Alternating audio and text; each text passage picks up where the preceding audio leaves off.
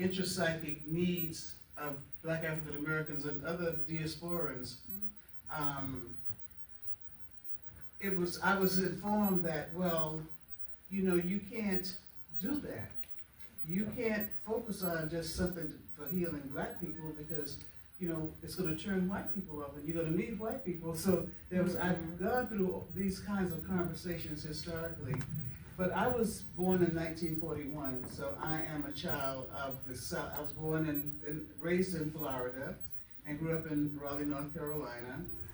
I was involved in the sit-down demonstrations before Martin Luther King got involved.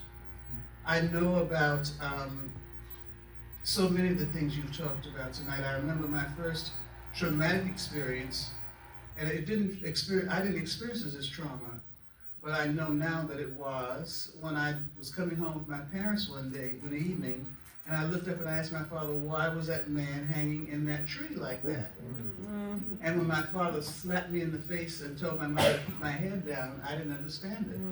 That was the beginning of my experience as losing my innocence as a Black child. And all those kinds of experiences and Jim Crow and segregation, all that stuff motivated me to become a clinician.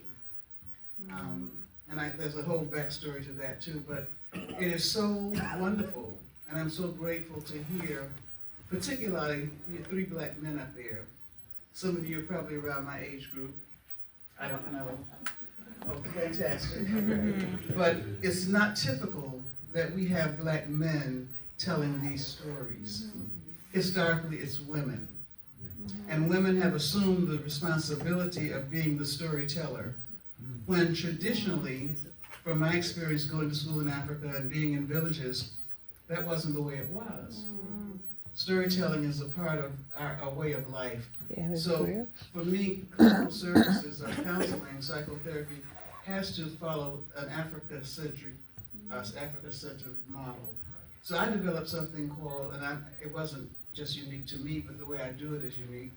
I'm looking at decolonization therapy,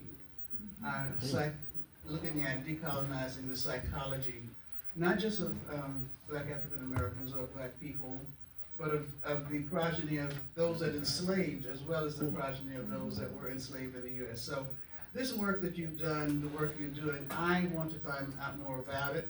I would love to know that I've got some people that are thinking and doing stuff that I'm doing. I can learn from you, maybe you can learn something from me, I don't know, but just thank you. That's what I wanted to say tonight.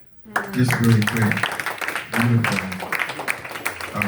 And thank you for your service to this country